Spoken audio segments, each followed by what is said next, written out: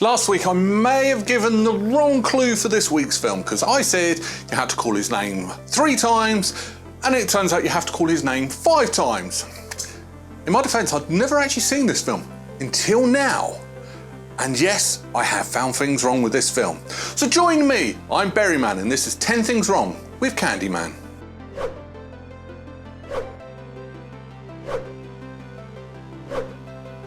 Candyman is a 1992 American gothic supernatural horror film written and directed by Bernard Rose. The film follows a Chicago graduate student completing a thesis on urban legends and folklore, which leads her to the legend of Candyman, the ghost of an artist and the son of a slave who was murdered in the late 19th century for his relationship with the daughter of a wealthy white man.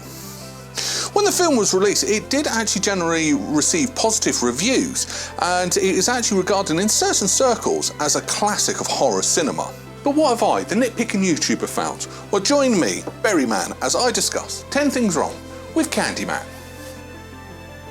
Number 10, source material. So this film is based on a short story called The Forbidden, written by Clive Barker, who also created Hellraiser. Now, like Hellraiser, there were such a lot of things changed, such as the main theme. The main theme of The Forbidden was the working class against the wealthy, whereas this, it is actually racism. They changed the creature from white to black. They changed the location. It was set in Liverpool in the book and set in Chicago in this film. There's not really that much to do with the short story, other than the generic there's a mysterious bad guy. There's not really that much closer to it. I wouldn't even bothered actually putting it in the titles that it's based on this when it really isn't.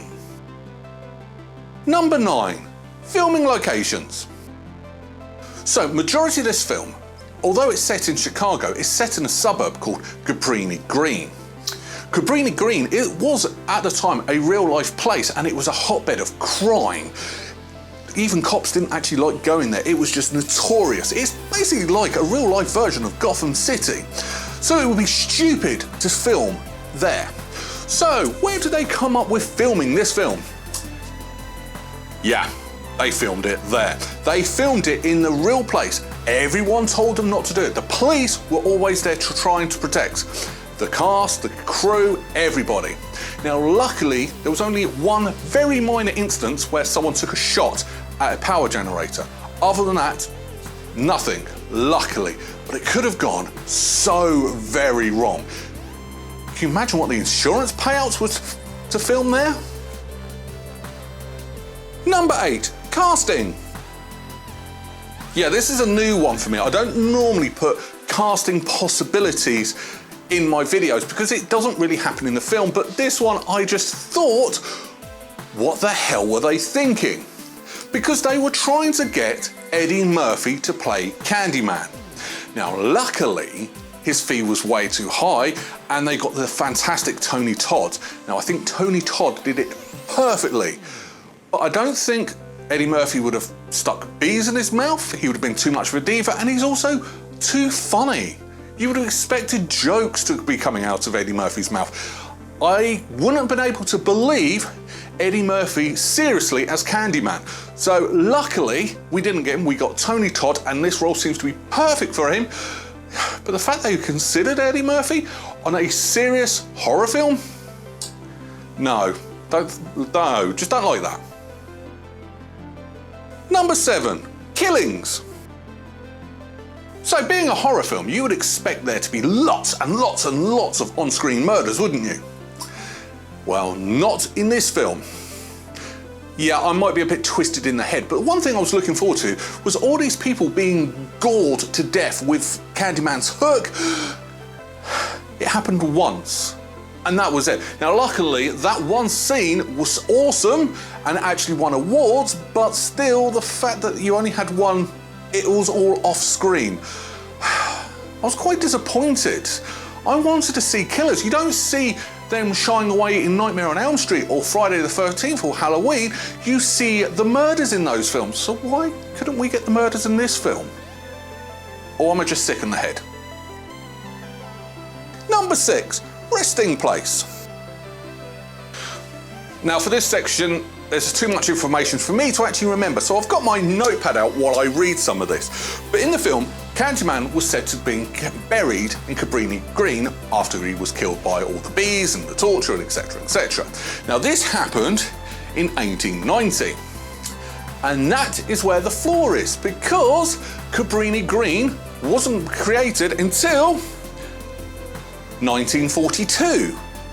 50 years after Candyman had died. Now, if they had said in the film he was rested in the place that became Cabrini Green, I'd understand that. But they didn't. They said he was actually buried in Cabrini Green. No. And the fact is, you actually gave me all this information in the film. It's like you didn't fact check your own script. Now, Cabrini Green no longer exists. It was demolished in 2011, but the fact that you got your own facts wrong in your own film is not a good thing. Number 5, medical. Yeah, there's a big medical boo-boo in this one, and I mean a big medical boo-boo. There's so many medical programs out there, anyone would have noticed this one. You've got Holby, you've got ER, you've got House, just to name some of the ones that I actually do watch, or used to watch. But still, when Helen goes into the mental hospital, she's freaking out. So what do? They come along with some sedative, and the doctor asks for 1,000 milliliters of sedative. That is 1 litre. I think a litre of sedative would actually kill your patient. What you would actually ask for is 0.1 milligrams, or in some cases a little bit more. Not 1,000 milliliters. Milligrams, they ask for it in milligrams for some reason, I don't know why, but that's because I watch too many medical programs. But any doctors would have laughed at that bit. This isn't a funny film. Number 4, Hairstyle.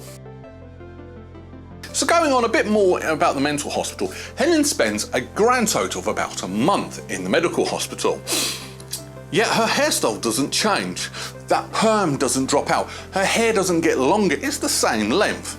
Now, I know it was probably filmed about a day later, which is why it wasn't changed, but still, wouldn't you go and put a wig on her? Make it a little bit more believable, but no. Very disappointing. This film's full of these little niggly things that are wrong, and that's not right. Number 3, babies. Now, on this point, there is a sort of in-film explanation that I just don't buy. Now, there are actually 2 babies in this film. The first one, right at the very beginning, is killed, presumably by Candyman. You don't actually see it because, guess what, you don't see any of the killings. Now, a bit later on, another baby appears in the film, but this time, he doesn't kill it. He actually steals it. Now, I know he was coming up for this whole great plan to try and manipulate Helen, but using a baby to do it and keeping a baby for such a long time, I mean, he protected that baby for a month. He fed it. He was protective. And I didn't quite get it. It doesn't make sense. It doesn't flow on. You either kill babies or you don't kill babies. If you wanted to manipulate Helen, grab another baby. Don't look after this baby for over a month. Number 2, husband. When you watch a horror film, one of the things you really enjoy is when there's a character that gets killed and fully deserves it. And none other than Helen's husband deserved to be killed. Because let's face it, the guy was a complete and utter moron. I'm being polite. Let's look at the facts. He is so obviously having an affair with one of his students, which is wrong. We all pick up with it. The first scene he's in, we all pick up that he's banging his student. His wife doesn't. Now later on, when Helen's escaped from the hospital, bear in mind she's been in there for 1 month. She goes back home. Her husband has moved that student into their flat and is currently redecorating. 1 month. She wasn't ill, she was in hospital. And you couldn't care less, you were too busy banging your student and moving her in. And that's not the worst one. In fact, this last one is just, yeah, no. So at the end of the film, Helen's funeral, where most of Cabrini Green come and actually show their respects, Her husband is there, which is fair enough. I've been married before, and if anything happened to my ex-wife, I probably would go to my funeral, but we've been separated for 20 years, so my girlfriend can go, and that is the problem. She'd only been dead not that long. She'd only escaped from the hospital and then died. And then you take your new girlfriend to your ex or dead wife's funeral. So when he dies at the end of the film, I'm all for it. I'm actually cheering on because the guy deserved it. And yeah, no, he wasn't a nice husband really, was he? Number 1, Helen. So following on from literally the last point, when the husband dies, he dies because Helen comes back from the dead and kills him by saying her name 4 times. Hang on. Now, I've already said in the intro, I made the mistake that I thought he had to say it 3 times and it was 5 times, but that was because I hadn't watched the film. This point, I had to rewind it and count with him. He says, Helen, Helen, Helen, oh, Helen. And then she appears and kills him. 4 times. 4 times. Where was the 5th time? The whole basis of it is you say his name in a mirror 5 times and then he appears. But he only said Helen's name 4 times. This film doesn't even follow its own rules. Final thoughts. You do always have to be in a right frame of mood watching a horror film, so there was a part of me who was a bit dubious to watch it. But I'll tell you something, watching the opening credits, something I can complain about a few weeks ago on another film, I was watching the cinematography. I wasn't reading what was coming up on the screen, but I was watching the cinematography and watching the pan over the freeway, and I just thought that is so smooth. Something brilliant for 1992. Now it does turn out it was new technology, but watching a film cinematography in the opening credits before anything starts caught my interest, and that was it. It's done its job perfectly. I was hooked. I enjoyed the storyline. Granted, it is a little bit slow, but it kept you engaging. It kept you wondering. It kept you asking questions. I have a lot more stuff on my script that I've scribbled out because I was asking questions throughout this film, and the film, bizarrely enough, does a good job of answering all the questions. Now, there's still questions which I believe sequels that were not very well received have actually brought up, but still, it's a good film. I'm not a big fan of most of the killings being off screen because, let's face it, that's what you want to watch, but it was effective because you actually didn't get the understanding of who actually killed these people. Was it actually the babysitter? Was it actually Helen? Is it all a figment of her imagination? Until they show the doctor dying, you always have that questions in your mind, which is brilliant. Tony Todd was perfect as Candyman, and in the sequel, remake, whatever has just come out, I'm glad they've kept him on it because, same again, Nightmare on Elm Street dropped when they replaced Robert Englund. Hellraiser, they replaced the lead actor, it didn't work. And I'm glad they've brought Tony Todd. I'm actually kind of excited to watch that film as well. But overall, it's a good film. It's a film you do have to sit and watch and pay attention to because you may miss those little tiny bits, but there's just lots of tiny little niggly nitpickings.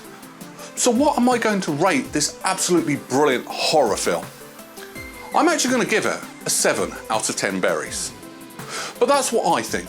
What do you think? Let me know in the comments below, and also give me your own rating out of 10 as well. And on to next week. We're going to go and look at a Disney film about dragons.